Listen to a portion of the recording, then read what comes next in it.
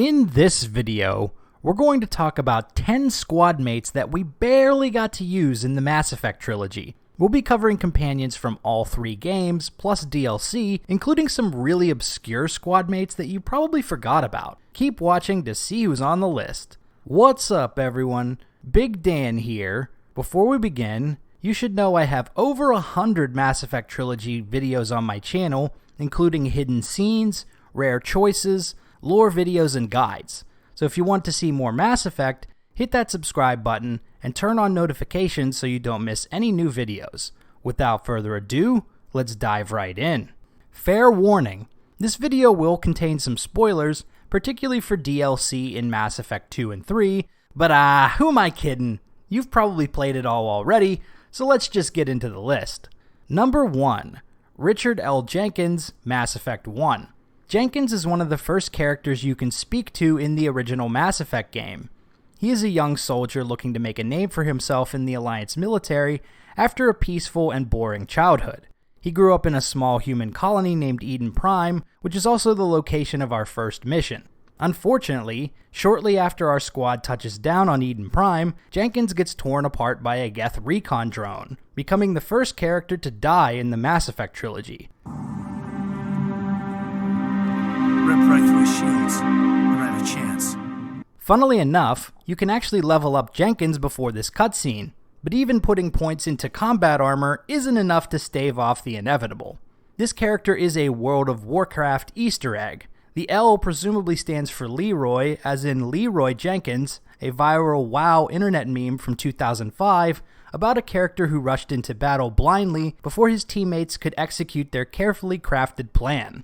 Thumbs up. Ready, guys? Let's do this. Leroy Jenkins! Oh my god, he just ran in. Save him! Oh geez, stick to the plane! Oh Jesus. R.I.P. Jenkins, we hardly knew ye. Number 2, Wilson, Mass Effect 2. After waking up from a 2-year slumber and finding ourselves in a Cerberus research facility, we link up with our first 2 squad mates of the game, Jacob Taylor and Wilson. This character is essentially a tutorial dispenser, teaching us how to use Metagel and the Overload ability. We can overload the canisters to clear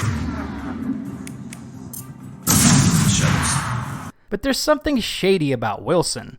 He dodges Jacob's questions and encourages us to abandon Miranda Lawson before mechs kill everyone in the station. Unfortunately for Wilson, Miranda survived the attack, and this happens when we reach the shuttle port.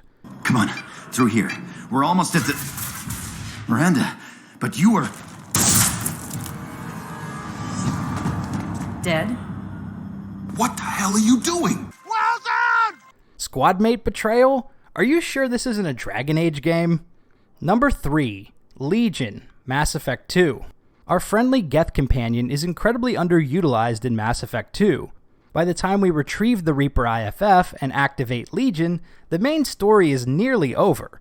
If we want to save the entire Normandy crew, we might have the opportunity to complete 1 to 2 loyalty missions with him before launching the final assault on the Collector homeworld. It's likely that BioWare originally intended for Legion to become part of our crew much earlier in the game, considering he has voice lines for most of the main quests throughout the game, including pre-Horizon missions to recruit Garrus, Morden, Grunt, and Jack. Unfortunately, this content is inaccessible without using a save editor to add Legion to your crew earlier in the game. I have a video exploring Legion's unique dialogue in the early game, which I'll link below if you're interested in checking that out. Number 4, Liara, Mass Effect 2 Lair of the Shadow Broker DLC. Liara is one of our Mass Effect 1 squad mates who refuses to join the fight against the Collectors. In the 2 years since Shepard's death, she became an influential information broker on the Asari colony of Ilium, a career choice which got her mixed up in a battle against the Shadow Broker. While we cannot recruit Liara for the suicide mission, we can help her take on the Shadow Broker and have her in our party as a squad mate during the 1 to 2 hour campaign. As a strong biotic, she has the following combat abilities: Warp, Singularity, and Stasis. The last 2 are unique abilities for Mass Effect 2, only Liara has them. Number 5, Amanda Kenson, Mass Effect 2 Arrival DLC. During the Arrival DLC, Admiral Hackett asks us to rescue a friend, an Alliance researcher named Amanda Kenson. She was recently captured by the Batarians while looking into Reaper artifacts in the Bahak system. This is a solo mission that sees Shepard infiltrating a Batarian compound, but during the prison break, Kenson actually joins our squad briefly, and we can utilize her to help fight the Batarians. She has a tech character build with 2 combat abilities, Incinerate and Overload. Deploying flammable! But most of the time she'll be hacking a terminal, and we'll have to fight off waves of Batarian goons by ourselves. Of course, once we reach Project Base, we discover she's indoctrinated, and she repays our rescue efforts by sedating Shepard for 2 days. Mass Effect 2 began with a squadmate betrayal from Wilson, so I guess it's fitting that it ends with one as well. Number 6. Admiral Anderson, Mass Effect 3. At the beginning of Mass Effect 3, the Reapers launch their assault on the galaxy. Shepard is in Vancouver at the time, and the game starts by adding Admiral David Anderson to our squad during this short tutorial mission. Anderson's movement speed is tied to Shepard's in a way that he'll always remain ahead of you. Seriously, try sprinting, you'll see that Anderson's still fast as fuck, boy. Come on, we'll have to go this way. Now we can't actually give Anderson any commands until the very end when we fight to recover a radio from a downed gunship and signal the Normandy for pickup. Anderson only has 1 combat ability, Concussive Shot, which is actually a pretty good ability. After this mission, we can't use Anderson again, even though we will link up with him again when we come back to Earth. Consider yourself reinstated, Commander. Number 7. Aria T'Loak, Mass Effect 3 Omega DLC. Helping Aria take back Omega is just so satisfying. I'm back, fuckers. Like most Asari, Aria is a strong biotic. Her class type is actually called Biotic Boss, which is delightfully appropriate. In combat, she utilizes Reeve and Carnage, as well as the unique ability called Lash, which is a kind of biotic BDSM whip. It's badass. Unfortunately, we can only use Aria during the Omega DLC, which takes roughly 2 hours to complete. Is that my couch? Number 8. Nyreen Kandros, also in the Mass Effect 3 Omega DLC. Our other squadmate on Omega is the Turian Merc Group leader Nyreen Kandros. Nyreen plays as the Paragon voice during the mission, counterbalancing Aria's renegade win-at-all-costs mentality. She is really focused on saving civilians and ends up sacrificing herself outside the Afterlife Club, which sends Aria on a rampage. That's it. Tell your boss I'm coming for him. Enough! Kill you all! During the brief moments we can actually use Nyreen in our party, she has a mixture of tech and biotic abilities with Incinerate, Overload, and Lift Grenade, none of which are unique to Nyreen. Side note, I firmly believe that Nyreen Kandros served as a blueprint for the companion character Vetra Nyx in Mass Effect Andromeda. There are many similarities between these 2 characters. They were both ex-Turian military, they are both focused on protecting the voiceless, and they are both willing to resort to smuggling and other shady activities to get the job done.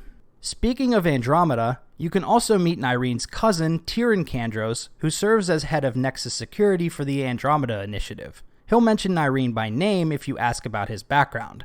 The Kandros family is old military. There were expectations, you know. Then my sister became a sculptor and cousin Nyreen went pirate on Omega. Everyone was proud that I stayed in service. Number 9. Wrex, Mass Effect 3 Citadel DLC. One of the greatest tragedies of the Mass Effect trilogy is that we really only get to use Wrex as a full squadmate in the first game. After Mass Effect 1, assuming he survives Virmire, Wrex returns to lead his clan on Tuchanka. He's too wrapped up in politics in Mass Effect 2 and 3 to rejoin us as a squadmate, but he makes an exception during the Citadel DLC. You can bring Wrex along for 2 missions, the Casino mission, which doesn't have any combat, and the final assault against Shepard's clone. He'll also fight alongside you when Shepard gets ambushed at the Skycar lot at the beginning of the DLC. We got a way out of here? Wrex, I'm a professional. That's not a yes. It's not a no. Wrex has 4 combat abilities: Carnage, Lift Grenade, Barrier, and Stimulant Pack. He's very aggressive in combat, charging straight into enemies while often saying one of my favorite catchphrases, "Uncle Erdnot has a present for you." Uncle Erdnot has a present for you. Wrex is just great. Be sure to use him during the Citadel DLC. Logan, killing shot. Speaking of the Citadel DLC, I'd be remiss if I didn't give an honorable mention to the Armax Arsenal Arena.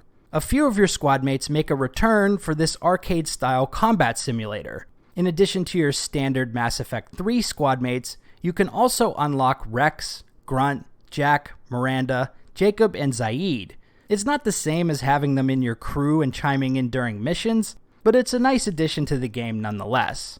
And finally, we have number 10, Brooks in the Mass Effect 3 Citadel DLC. I went back and forth on whether I should include her in this list. She only comes with us during the casino mission, and we can't actually give her any commands during the mission itself. 1, there isn't any combat during the casino mission, and 2, she's separated from us for basically the entire time. But she is listed on the companion page when we start the mission, so I guess she technically is a squad mate for the mission. Oh, and by the way, she also ends up betraying us in the end. Seriously, what's with BioWare and the companion betrayals? So there you have it, 10 squad mates we barely got to use in Mass Effect Legendary Edition.